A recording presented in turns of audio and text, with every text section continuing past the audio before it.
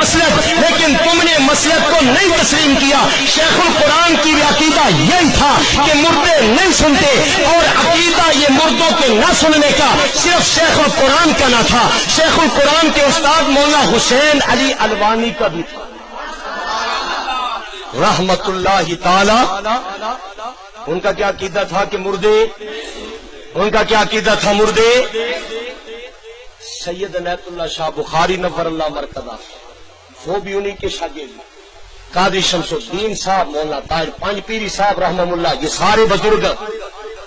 مکاتیب شیخ الحدیث نام کی کتاب ہے، مولانا زکریا صاحب رحمۃ اللہ تعالی علیہ۔ تبلیغی جماعت والوں کو کان آنے چاہیے، ان کو فکر آنی چاہیے، ان کو سوچ آنی چاہیے، سمجھ آنی چاہیے، کن کے شکنجے میں پھنستے چلے جا رہے ہو، کن کے ہم نوالا بنتے چلے جا رہے ہو۔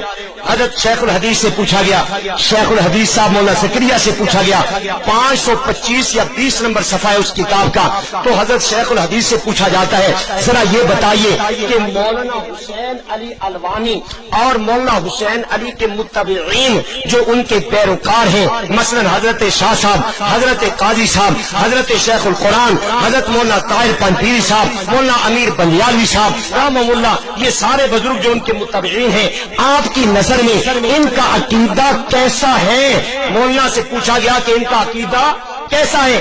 سوال کس سے ہو رہا ہے؟ حضرت مولانا محمد زکریا صاحب سے، اور زکریا صاحب رحمۃ اللہ تعالی علیہ یہ تبلیغی نصاب کے مصنف ہیں اور تبلیغی جماعت کے بانیوں میں ان کا نام آتا ہے۔ اب توجہ کیجئے اور یہ بات کو عام کر دیجئے۔ حضرت مولانا محمد زکریا صاحب نے جواب میں کہا کہ حضرت مولانا حسین علی الوانی اور ان کے متبعین کا عقیدہ میرے نزدیک حق ہے، میرے نزدیک کیا ہے؟ سچ ہے۔ کیا مولانا زکریا صاحب کو نہیں پتا تھا؟ سوچنے کی بات ہے، مولانا زکریا صاحب کو نہیں پتا تھا؟ کیا یہ ان بزرگوں کو نہیں پتا تھا ہمارے متعلق؟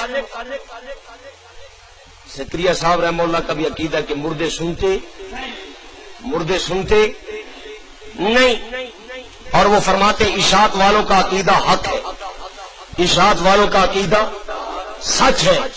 اور یہی بات کہیے مولانا عبد الحق نے، جو کہ والد گرامی ہے مولانا سمیع الحق کے، ان کا فتاوی حقانیہ موجود ہے، اس میں ان سے پوچھا گیا، اور یہی بات کہی ہے مفتی محمود صاحب نے، یہ بزرگ اور باپ ہیں حضرت مولانا فضل الرحمان صاحب سے، ان سے بھی پوچھا گیا اشاعت والوں کے عقیدے کے متعلق، اور یہی سوال کیا گیا مفتی محمد شفیع صاحب جو والد گرامی ہیں مولانا محمد تقی عثمانی صاحب کے، ان سے بھی پوچھا گیا ان کے متعلق۔ ان تمام بزرگوں نے کہا کہ اشاعت والے آل و سنت میں داخل ہیں، ان کے پیچھے نماز ہو جاتی ہے اور یہ پکے مسلمان سنی ہیں۔ اب بات یہ ہے، تو کہتا ہے یہ سنت سے داخل، آل و سنت سے خارج ہے۔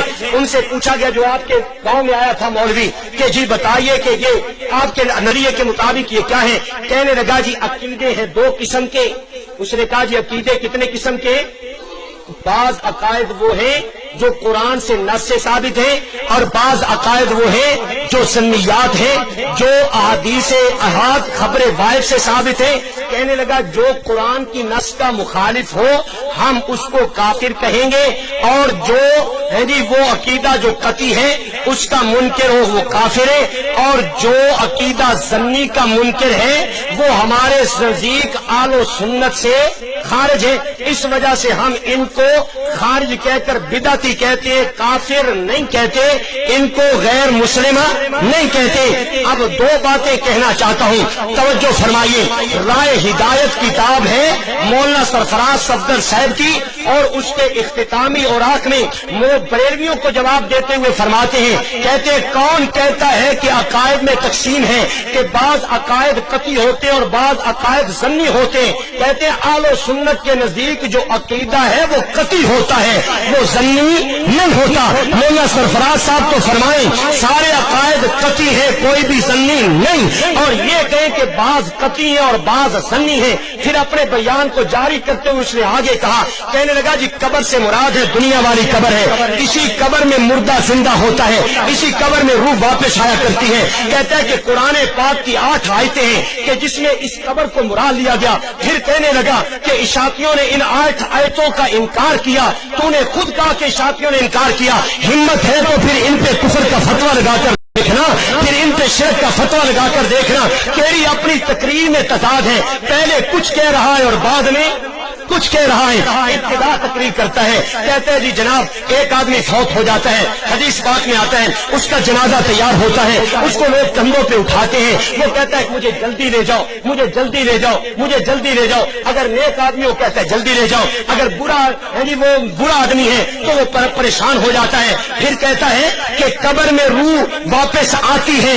اب بات یہ کہ جب تک مردہ دفن نہیں ہوا تیرے کندھے پہ سوار ہے، تو نے کہا کہ وہ کہتا ہے مجھے واپس لے جلدی لے جاؤ، اس وقت یہ کس نے کہا تھا؟ تیرا عقیدہ ہے۔ مولانا سرفراز صفدر صاحب نے تشکیل الصدور میں لکھا ہے ہمارا اہل سنت کا عقیدہ ہے کہ قبر میں جانے کے بعد روح واپس آیا کرتی ہے۔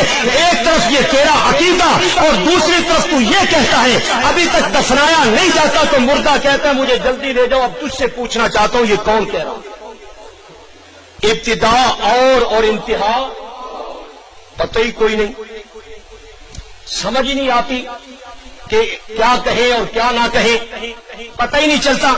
توبہ اللہ کی پناہ۔ کہنے لگا یہ عقیدہ بنایا جائے کہ شہداء کو اور بدن مل جاتے ہیں، لہذا ان کی روحیں کسی اور بدن میں چلی جاتی ہیں۔ کہتا ہے یہ کوئی احمق عقیدہ بنائے، یہ کوئی احمق عقیدہ بنائے۔ اس نلائق کو یہ بات نہ سمجھ آئی کہ اس نے یہ فتویٰ کس ذات عالیہ پہ لگایا ہے۔ یہ عقیدہ بیان کرنا کہ ان ارواح شہداء کو ابدان اور ملتے ہیں اور ان کے لیے سود رنگ کے قالب تیار ہوتے ہیں، شہیدوں کو ان میں داخل کیا جاتا ہے، یہ بیان متی اللہ نے نہیں کیا، یہ تو مسلم شریف میں حدیث ہے میرے آقا علیہ الصلوۃ والسلام کی، یہ تو پیارے پیغمبر نے بیان کیا ہے۔